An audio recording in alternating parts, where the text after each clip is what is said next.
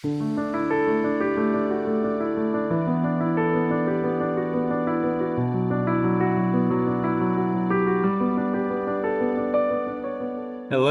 and welcome. I hope everybody out there is having a lovely day. We are so excited to join you on this Tuesday afternoon and Tuesday evening, depending on where you are across the country.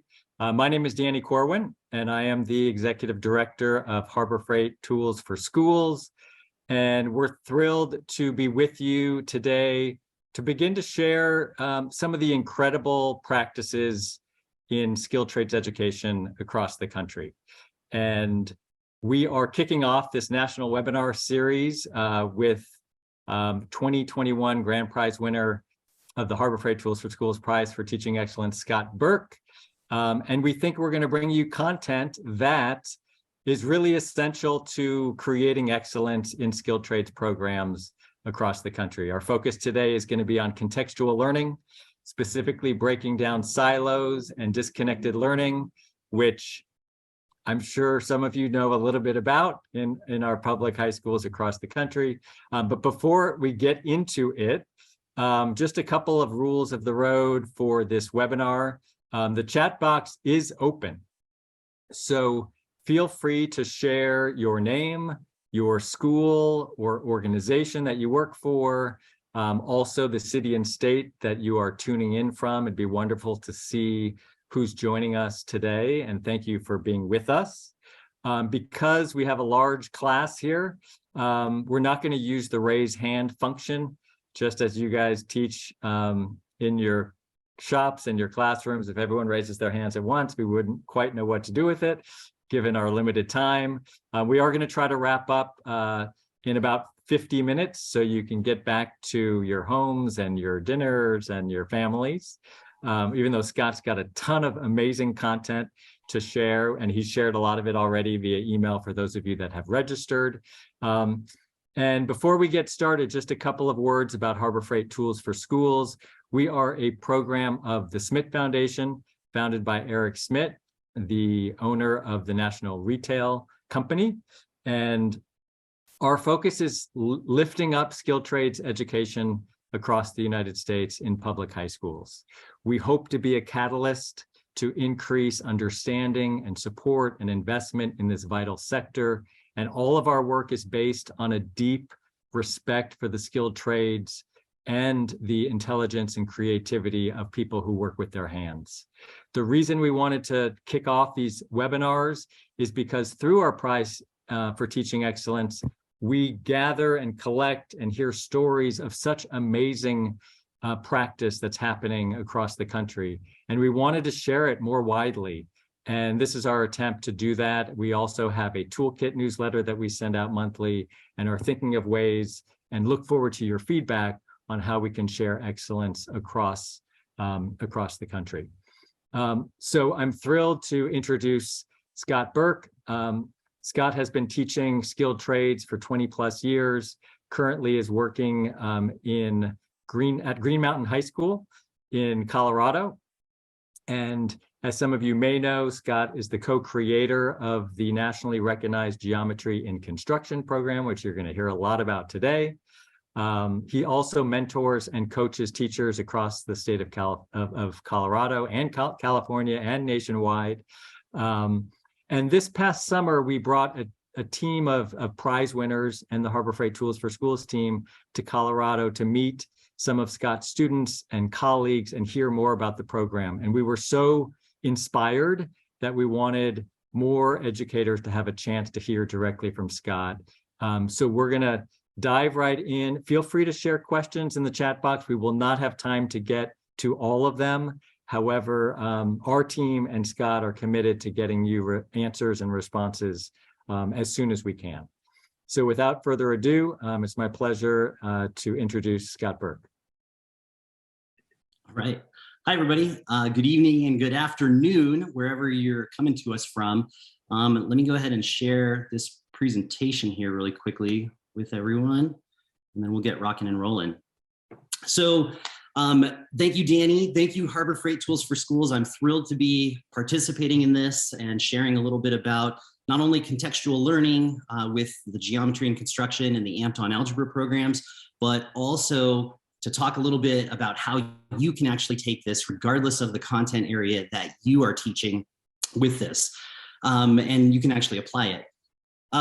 One little fun fact that I actually have is a personal fact related to Harbor Freight. So I'm adopted, and my biological paternal family found me on 23andMe, and they narrowed down all the Scott Burks in the world by the Harbor Freight video from the learning module that I filmed way back in 2017. And so that's how they narrowed it down to be able to contact me, because I guess Scott Burke is a pretty common name out there. So there's kind of a personal family connection here, I guess, as well with all of that. Other things before I jump into this is that you all should have received an email from me this morning if you registered as of last Friday. If you didn't get that email from me with a whole bunch of other documents and resources and things, post your email in the chat. I believe that they're going to forward me those emails, and then I'll be happy to send all of that to you as well. I'll make reference to some of those things here through this presentation. Okay, so with that, again, my name is Scott Burke. I am the coordinator for contextual learning and skilled trades in Jefferson County Public Schools, which is actually a unique dual role. I am 50% district level admin and 50% teacher in the classroom. So I walk the walk and I talk the talk all day long doing all of these things. A little bit about where I'm coming from. Jefferson County is the entire western side of the Denver metro area. And there's a little bit of information on there. I'm not going to highlight a whole bunch of that. But the one thing that I do want to say is that I help get these programs started and going and sustainable in 11 of the district high schools. The goal is to eventually have these programs in all 17 high schools across the district. With that, skilled trades, let's talk about that for a quick second. At Green Mountain High School, skilled trades started there in 1973 when the school opened, and they taught that all the way through until 1992. In 1992 then, actually even in the early 90s, they really started to basically mothball those programs. And so the last record in any of our yearbooks of a skilled trades class being taught there prior to the 2018-2019 school year when I got there was 1992. And prior to that, all those classes there that you saw, they had full shops and everything. Those shop spaces were eventually converted into classrooms because, of course, that was all in the era of everyone's going to go to college and nobody's going to be working with their hands and anything like that. I was actually brought into the district to help change that in many schools. And so over the last 4.5 years, there's been a huge resurgence for a lot of different reasons. And I'll get into some of those as far as how did we fund it, how did we structure it, and all those kinds of things too. So seeing is definitely believing. Here's a couple of quick videos, which will be a lot faster than me just going through it. All across the country, teachers are trying out a new approach to math, thanks to a teacher here in Colorado. He launched a program that helps the kids learn geometry as they build houses for Habitat for Humanity. CBS 4's Sean Boyd first reported on the program a few years ago, and right now, Sean has an update on what's become a national model. In all my years of reporting, this is one of my favorite education stories, and it just keeps getting better. This summer, teachers from as far away as the Arctic Circle came here to Green Mountain High School in Lakewood to learn how teacher Scott Burke is reinventing math class. Welcome to a summer school unlike any other, where teachers are students, a construction site is the classroom, and the homework is home building. This is what geometry looks like, Scott Burke style. We're trying to teach the entire breadth of the construction industry. 15 years ago, the Green Mountain High School math teacher launched an experiment that today has become a national model. Teachers from far and wide are flocking to Lakewood, Colorado to learn about geometry and construction, a class where kids apply math equations to building Habitat for Humanity houses. After a 2-semester course, they're not going to be master electricians, but it gives them an idea of, oh, I do know something about that, and I do want to go ahead and maybe pursue that. Kathy Lon came all the way from Fort Yukon, Alaska, where she says very few students go on to college. And I normally teach Algebra 1, Algebra 2, and pre-calculus, and a lot of the kids were saying, how is this related to my life? I don't want to live any other part of the country. I want to live right here. And with the skills they'll learn in her math class, she says they'll not only be able to stay, but contribute to a village that desperately needs skilled laborers. There's about 100 abandoned houses that nobody wants to live in because they don't have the skill set. Whether it's urban, rural, or suburban, we're all facing the same problems in education. And so if we can somehow solve just some of the parts of that, I think we're doing a huge service. Burke's first class had 80 kids. Today, geometry and construction is in 700 schools. Coming up at 6, meet one of Burke's first students, who's now doing for algebra what he did for geometry. He's got just an incredible story you won't want to miss. In Lakewood, Sean Boyd covering Colorado First. So that's a little bit about the geometry and construction program, and that was a summer training that we did back in the summer of 2021. It's a little bit outdated. I'll come back and clean that up here in a second. This is the part 2 of that with our sister program, which is the Amped on Algebra program. Amped is an acronym that actually stands for Algebra 1 in Manufacturing Processes, Entrepreneurship, and Design. And in that program, rather than building a house, students run a complete in-house self-sustaining business. Talk more about that here in a few minutes too. Now a story for everyone who ever struggled in math class. I know I'm raising my hand. A high school teacher in Lakewood is changing how math is taught nationwide. On our 5 p.m. newscast, we showed you how kids were building houses for charity in geometry class. Well, just wait till you see what they're doing in algebra. CBS 4's Sean Boyd reports it has the attention of teachers everywhere. Algebra 1, I am told, is the most failed class in high schools across the country. But here at Green Mountain High School, a student turned teacher who failed algebra himself is taking a new approach, and it's working. So much so, teachers from all over the country are coming here to learn the secret to his success. Alex Atkinson will tell you he's one of the last guys you'd expect to become a teacher. Let alone a math teacher other teachers travel from around the country to learn from. I was not the most successful math student for sure. In truth, he failed Algebra 1 twice. 12 years later, he's revolutionizing it. I get to teach them vacuum lamination and also teach them exponential functions. After graduating college with a civil engineering degree, he came back to his alma mater to launch Amped on Algebra, a class that applies algorithms to running businesses like printing and woodworking. In a business, we have our revenue, we have our cost. We set those slopes to differ. You have fixed costs, so it starts a little bit higher. And you get the intersection point, and all of a sudden, not to step on any math toes, but honestly, we've covered 60% of Algebra 1 right there. I love every single thing that we have done. Sherry Kane of Missouri among more than a dozen math teachers learning the program at Green Mountain High School, which has invested in industry standard machinery. Not all learners are strong in a 4-walled classroom. A lot of them need to see it in action and put the hands on it. It gives kids a new introduction to possible jobs that they might have later in the future that they never would have thought about. What I like to say is it takes all kinds of kinds. If you think about running a business, you don't want everybody with the same exact skill set. How many students do you have in your class that remind you of you? Oh, I have a lot. I have a lot of them.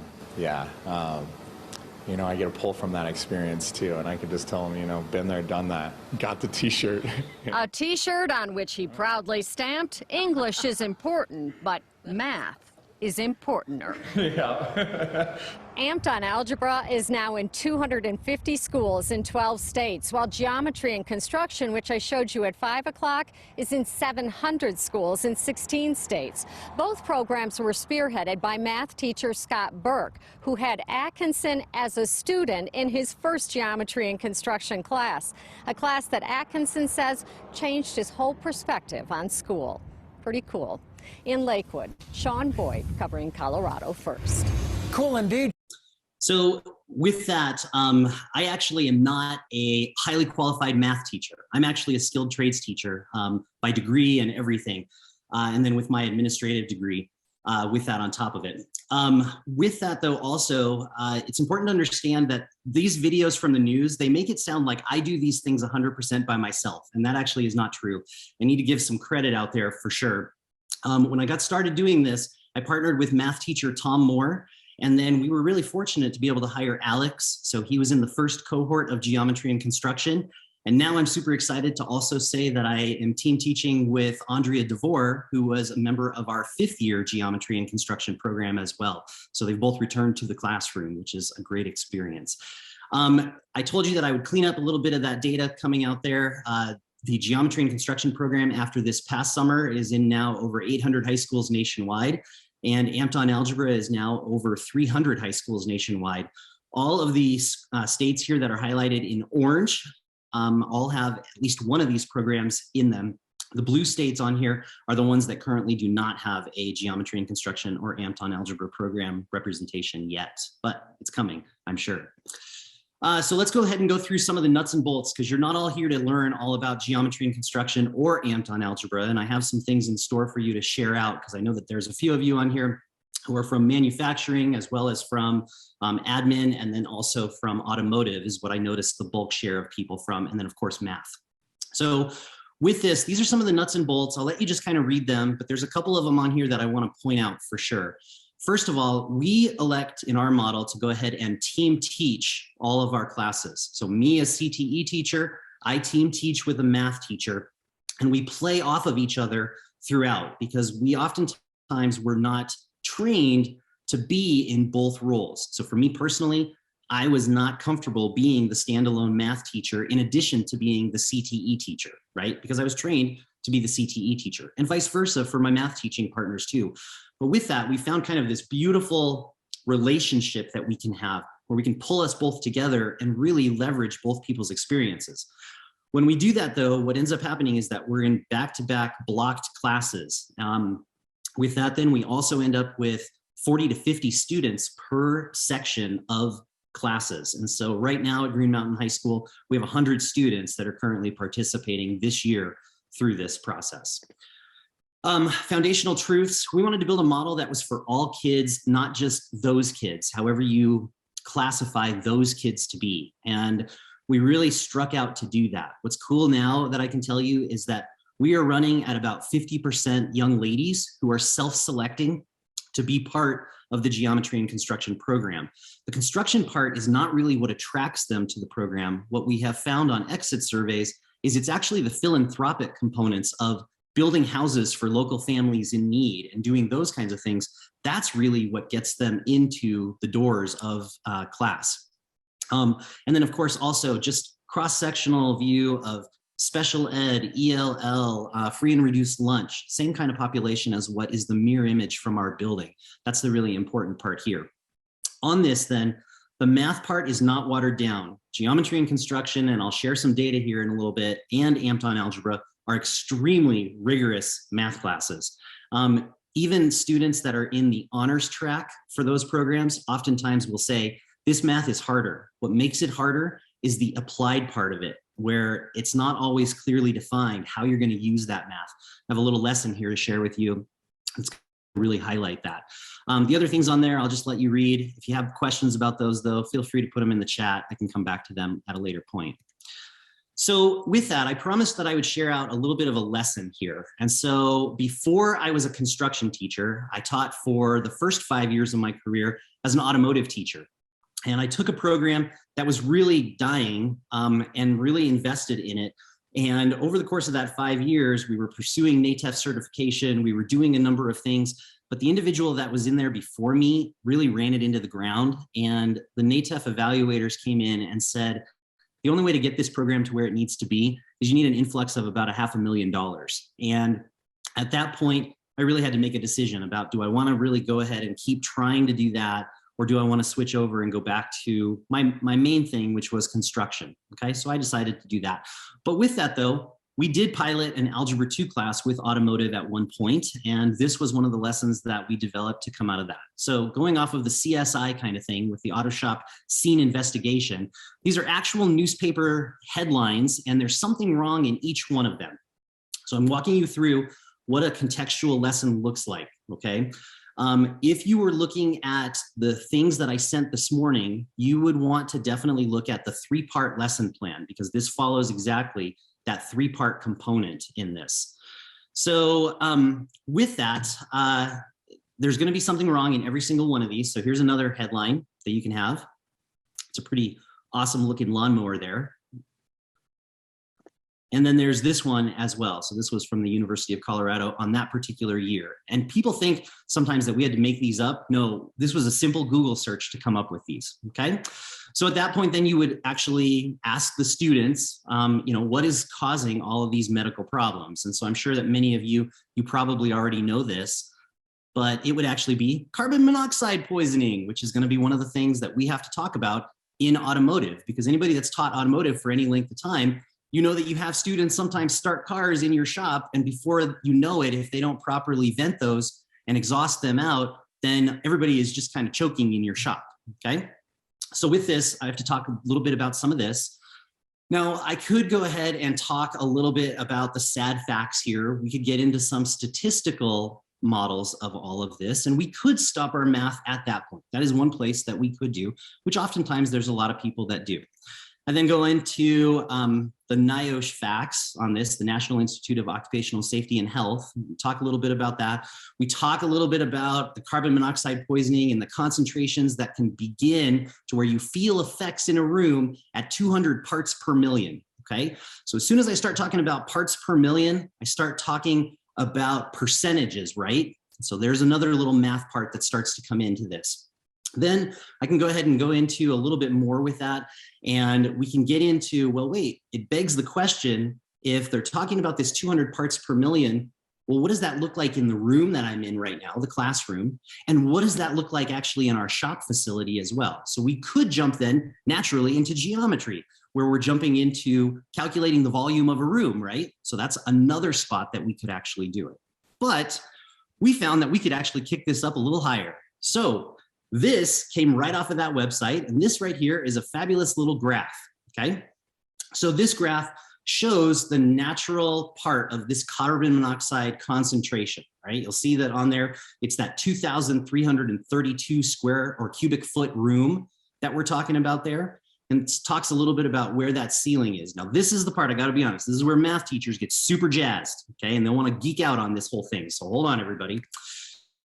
With that, given the same size engine, how fast will the room reach 200 parts per million? So as you got to sit there and start to interpret that graph just a little bit, if you came up with approximately 1 minute, you would be correct. In that size room, it would take about 1 minute to start feeling the effects of that carbon monoxide poisoning, okay? So that gets the attention of some people, because a lot of students will look at a 5 horsepower motor and assume, well, that doesn't generate very much carbon monoxide, but it can, okay?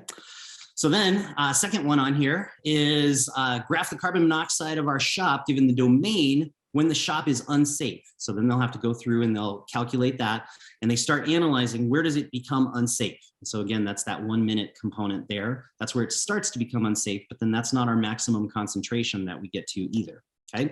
Then we have to describe the graph from 0 to 5 minutes. So you start looking at just that first little part of the graph where it's still climbing up before it actually peaks and then starts to dissipate, where we stop the engine. And so right there, if you were to do the regression on this, you would find that this is a quadratic function right here. So now we're all of a sudden getting into late algebra 1 based on Common Core standards, but really into a lot of stuff with algebra 2s. Now we're getting into that. There's our quadratic component of this. Then describe the graph of what's happening from 5 minutes to 15 minutes. And so with this, now we start talking about exponential decay, because students have to understand that it does not just become safe because you just stopped the engine. You got to wait for some time for some air to actually filter through all of that, okay? So we'll go through all of these to do all of this, right? Where's our extensions in this? Our extensions come a lot of times with this because the real world doesn't create all the pretty graphs that you see in most math textbooks, okay? It just doesn't. And so with this, this is real life data, which makes your class so much more robust and rigorous and engaging, because we've answered that question that all students have in math, which is, when am I ever going to need to know how to use this? Okay, we've answered that already. But the extensions on this gives math teachers a great opportunity to talk about something called piecewise functions. Okay, so we've covered a ton of math just by doing that. The next thing that you would do with this, of course, is you would break down all of those individual components. I'm not going to do that on this webinar here, but you would start presenting them with what does traditional math, or what we like to call in our trainings and everything, naked math. What does that naked math actually look like in a traditional textbook. Because one thing that's important with this contextual model is that if you swing the pendulum all the way over to everything being in context, students then, they will struggle with when they have to swing it back to go to traditional math examples. So it's important that you have a good 50-50 balance when you do this, okay? So from there, the other part of the model is that it will talk to you about you have to provide some other type of thing, because you might have students enrolled in your classes that do not care about automotive. We've all had that, right? I think I have dozens of times actually. So with this actually comes out of the cosmetology world, and this is where people get perms. Now, I know nothing about that, but people that get perms though, there is actually a processing time that deals with this. But you notice that that slide right there, the graph on there, and that slide look pretty much the same. So you can definitely jump into this as well.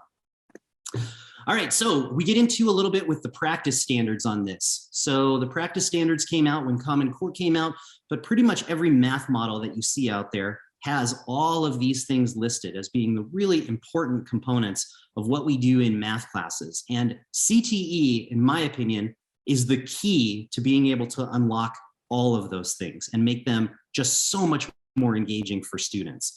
So that is a little bit on the practice standards there. Also with this, for anybody that starts getting into data, if you haven't noticed, I'm getting into data here just a little bit. We talk about something here called the knowledge taxonomy, okay, on this. And so the knowledge taxonomy came out from the Model Schools Conference, and it really was driven by a gentleman by the name of Bill Daggett. You'll notice along the vertical axis on there, that's going to be Bloom's taxonomy. And I think we're all as teachers pretty familiar with that. What they added though with this knowledge taxonomy is they added the things along the x-axis. And so what you have to do is you have to take a lesson and you go ahead and you figure out where it fits on that scale vertically and then where it fits on that scale horizontally, okay?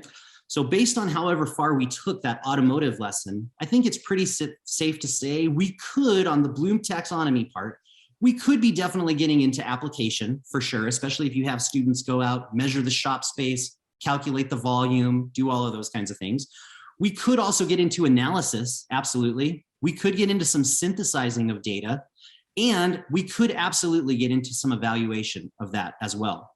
On the x-axis then, knowledge in just one discipline, well, sure, I mean, we could, depending on how we're doing it, but we've already talked about the fact that we've pulled many math classes into this, plus then on top of that, the automotive part.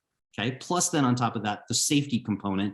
So we've pulled in a number of things. So we're applying definitely in a discipline, we're applying across disciplines, and then applying to the real world predictable solutions, and then also maybe some unpredictable ones. So this lesson is an example of how you get students into that quadrant D learning the majority of the time. And I know you can't stay 100% in quadrant D, but what their model shows is that if you can stay in quadrant D the majority of the time, students will learn way, way, way better, okay? So that's a little bit about that. From here, data points of significance. So there's a number of different things that are on here as far as data points. I'm gonna just point out a couple of them: increased attendance rates and also higher homework completion rates. Math teachers across the country will say, if you can get kids to do math homework, they will be more successful in math. That is pretty much universal. With this, I'm really happy to say that of just about every school that I know, they are running above a 90% attendance rate and homework completion rate. And the way that you do that is you pit the two programs against each other. So if students come in and they don't have their math homework done, guess what? They don't get to do the CTE components on that day. And that's really important for them, okay? So they have to basically come prepared for class, just like we would have to go prepared for work, okay? With that then also on the map data part, map data is something that we do here in our district. Not all districts do map data, but this is what we measure currently for math. What I'm really excited to say on that is that they have something on there called RIT scores, which I know a lot of this is not going to make sense to people if you don't do map scoring, but they do RIT scores on there. And so they're looking at how much can students grow within a year, okay? So with that, students in geometry and construction and algebra 1, okay, in this case for the Amped-On Algebra program, are growing typically at a rate that is 1.5 to 2 years in comparison to students that are taking the traditional track. And again, it goes back to the applied components of all of this, okay? So I'm gonna leave it at that. The other things on there, we could definitely talk about if we had more time, but I wanna make sure that I leave some time for questions and answers and things like that as well. So next steps, I'm super excited to share some next steps with you on this. A couple of years ago, when they released the ESSER funding, I went ahead and applied as my district administrative role. And I was really excited when last year I received $4.2 million for contextual learning in our district. And so really, that's how we've been able to scale up so rapidly to so many schools doing these programs. Some of the things that it allowed for there are the things that are written on there in that grayish black color, okay? The one thing that I'm really excited to share, though, is the Algebra 2 contextual course development. And so we are currently in the process of developing a third-year math course, which I'll talk a little bit more about here in a second. But it's a fully contextual course built on the same foundational components as geometry and construction and Amped-On Algebra. In the email that I sent out earlier today, there was a whole document in there that were all about key elements of, or key practices, if you will, of the geometry and construction model. And so that's something that you can definitely use as a resource too. There's also something in there called the mutual education agreements. And the mutual education agreements are documents that we use internally to replicate programs. And so in doing that replication, it really gives everyone an equal starting space to go ahead and get going. So everybody's starting on the same line by having certain things in place. And so those documents are shared with you and hopefully you'll find them helpful. But with that though, also there's money now that's going to come in to do a mixed methods evaluation. And so we're in the process of putting a RFP together to go after that. And the reason that we're doing that is because we've applied for many Department of Education grants as well as Gates Foundation grants, things like that, looking for additional funding. And one of the things that the reviewers always come back with is, wow, this is so amazing, but you need a little bit more data to take it to that next level. So now we have funding to go ahead and do that. So we're super excited that that's going to start here pretty quick. With that, here's kind of our 20-year vision now at this point. So we started all those years ago with geometry and construction. That was all the way back in 2004, 2005, believe it or not. So we started then. Now at Green Mountain High School, we've added the construction management program, which is down there in the bottom center of that. That's the RAM-built part that we have. And that's actually helped to build our pathways. We also then started the Amped-On Algebra program. That feeds naturally now into a GM gear and printing class. So they go into that and they are able to do everything with that. All the little arrows that point there, that's all the different certifications that people use in order to teach these programs. So I should point that out too. Amped-On Algebra is an a la carte program. You can be certified to teach that if you teach manufacturing processes, business, graphic design, or STEM. In many states, they run it a lot of different ways for that one. The big thing there is you just have to be able to run an actual viable business that does bring in some revenue. That is what makes the math completely pop and come alive. On the geometry and construction part, engineering and STEM is how some places, run it, but other places use it with construction and architecture credentialing as well. And so that's actually how we run it at my school because of my certifications with that. The last component in this that we're working on is something called Algebra 2 Sustain. And you all are the first group to actually see this outside of our little group of 10 of us that are currently developing this. So I'm super excited to share that. With Algebra 2 Sustain, we're pulling the best of the agriculture pathway and natural resources, which is now a pathway here in Colorado to go ahead and do this. And so students will learn their complete Algebra 2 standards and competencies through that natural progression of doing things in horticulture, doing things in egg mechanics. There's a whole number of different things that we're developing to go with this. We will pilot that in our own district next school year. We've already started the registration process for that, and then it would be ready to share with other folks later on after that. So that is our 20-year vision, believe it or not, of actually doing all of this, which we're super excited that that's all going to start to happen. So Harbor Freight Tools for Schools, thank you again so much for agreeing to have us on here. Our goal is to get to 1,500 schools at some point or another. And so you could, if you wanted to, register for trainings. Now, Harbor Freight has graciously said that they will sponsor a limited number of participants for these. Participation means that you need to register through us. And then if you're on this webinar, then we would go ahead and work that out somehow between Harbor Freight and us. So we'll let you know the details on that in the future, okay? With that, the only registration that's gonna be up here pretty soon, and it's not currently up, I checked it here earlier today, but we're gonna work on that, is our Denver training. So regardless of what training you wanna go to throughout the summer, you would sign up for the Denver training first. Then if a training opened up that is closer to you geographically, then we can just transfer the registration to you so that you can actually attend closer to home if you'd like, okay? With that too, I'll also just put a little plug out there. We're currently looking for host sites as well, all across the country. Our team of teachers, there's about 20 of us now. We go out and we train people all summer long. And so we're happy to come to you as well, and we can talk about details on all of that too. Last but not least, my friends, you can definitely connect with me, just like my little Bitmoji up there says.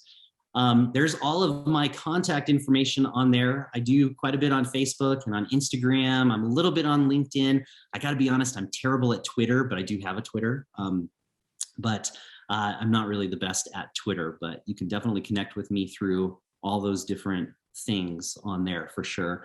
And then the registration website is also up and available on there. With that, I think that we have some time for some questions and answers on there. Thank you, Scott. That's awesome. As usual, just such great content. And thank you for sharing the resources in advance. Again, if you didn't receive those, just let us know and we'll send those out again. Also, there's a lot of good content that's been shared in the chat box, including the most recent learning module that Scott shared as part of the most recent prize for Teaching Excellence application. And what I would really encourage you to do is share that with your math teacher colleagues. You know, one of our hopes was to expand this circle a little bit and bring in educators from other disciplines, because we know how important that is to offer excellence in this work that all of you do. So let's keep trying. I know sometimes we are in those silos, but let's bring our friends in, and these programs, as Scott shared, just make a huge difference in the educational experience of young people. So questions. A few of them were answered as we went along. I'll start with a question about Habitat for Humanity from Brian Copes in Alabama. Brian just asked, you know, what is the cost to build a house through Habitat? Scott, I know that you did this years ago. Are you familiar with that? Sure. So I did it years ago, and I still am partnering with Habitat. So good question, Brian. Hi, by the way. Let's see. Habitat, it's going to change just a little bit from location to location. What I can tell you about Habitat is that each individual chapter of Habitat is self-governed. And so they all have their own 5013C, they all have their own bylaws and things like that. And then they're all underneath a bigger Habitat umbrella. The typical Habitat house internationally, which Habitat is the 9th largest home builder in the world, by the way, is a 3-bedroom, 1-bathroom house. That's kind of their standard model across the board. It's going to vary quite a bit. Some habitats really want to go ahead and sponsor. Other habitats, they might want you to actually do the sponsorship. And so it really just kind of depends. What's really cool about this, though, that we do is we build all the houses right in the high school parking lot, and then they're transported directly to a Habitat site. And that's how we get around things like students have to be 18 years old in order to work on a Habitat location, right? It's also how we get around some of the other components with all of this too, because there's just a lot of red tape to get through when you're partnering with other institutions outside of the school district. So that's a little bit, I can definitely follow up with you if you want to send me an email on that for sure, and give you a lot of resources. Thank you. So there have been a couple questions about how to receive this presentation. We will be emailing that in the next couple of days. So you'll have the recording. You can share that with your colleagues. And as well, as I mentioned, the learning module that's in the chat box is something that's terrific, that I think is about 20 minutes long, that has similar and really dynamic content as well. Scott, I think you covered so much ground. I mean, there weren't many other questions. You can see Scott's email here. You can also find us at the Harbor Freight Tools for Schools website if you would like to follow up. I would really encourage you, there's going to be a survey that you guys will have access to, I believe, immediately following this webinar. Again, this is the first time we're doing this. We would love your feedback so we can bring content and projects that really enhance what you're doing to widen this circle and spread excellence across the country. I will share that we have planned our next national webinar, which is going to be on Tuesday, November 29th. And the topic is going to be student-led skilled trades projects that leverage the knowledge and talent and expertise of your students to improve your local community or your school community. This past year, we made small grants to about 15 teachers to implement these community projects, and it really just blew us away in terms of the work that the kids pulled off and really addressed critical needs in their community. And if you attend that webinar, we're going to make this opportunity available for those educators that joined that conversation, and provide the opportunity to apply for small grants to improve your communities. Again, I mean, you could see kind of the theme here is the cross-curricular, cross-mission objectives with skilled trades education, bridging with core academics, and also bridging with your community, which we see as being essential to excellence and platinum standard skilled trades education. So I think we're going to wrap up here since we're in the evening on the East Coast. Really love that you all joined us this afternoon. It was a lot of fun. Scott, once again, thanks for sharing your expertise and passion and enthusiasm with the group. And we wish everybody a great Tuesday, and we will hopefully see you soon. Take care.